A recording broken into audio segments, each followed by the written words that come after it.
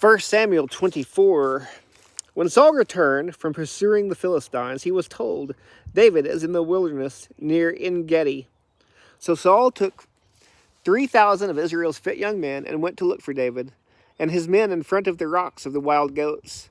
When Saul came to the sheep pens along the road, a cave was there, and he went in to relieve himself.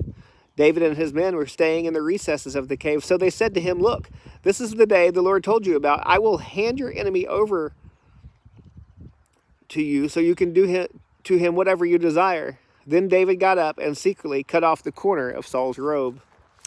Afterward, David's conscience bothered him because he had cut off the corner of Saul's robe. He said to his men, I swear before the Lord, I would never do such a thing to my Lord, the Lord's anointed. I will never lift my hand against him, since he is the Lord's anointed. With these words, David persuaded his men, and he did not let them rise up against Saul. Then Saul left the cave and went on his way. After that, David got up and went out of the cave and called to Saul, My Lord the king. When Saul looked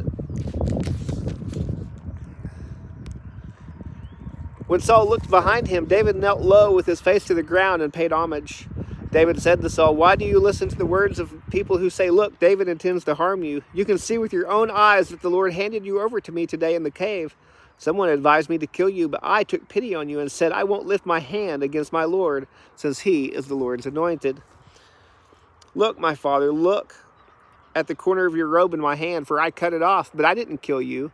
Recognize that I've committed no crime or rebellion. I haven't sinned against you, even though you are hunting me down to take my life. May the Lord judge between me and you, and may the Lord take vengeance on you for me, but my hand will never be against you. As the old proverb says, wickedness comes from wicked people. My hand will never be against you. Who has the king of Israel come after? What are you chasing after? A dead dog? A single flea?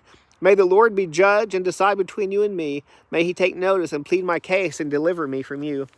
When David finished saying these things to him, Saul replied, Is that your voice, David, my son? Then Saul wept aloud and said to David, You are more righteous than I, for you have done what is good to me, though I have done what is evil to you. You yourself have told me today what good you did for me. When the Lord handed me over to you, you didn't kill me. When a man finds his enemy, does he let him go unharmed? May the Lord repay you with good for what you've done for me today. Now I know for certain you will be king, and the kingdom of Israel will be established in your hand. Therefore swear to me by the Lord that you will not cut off my descendants or wipe out my name from my father's family. So David swore to Saul. Then Saul went back home, and David and his men went up to the stronghold.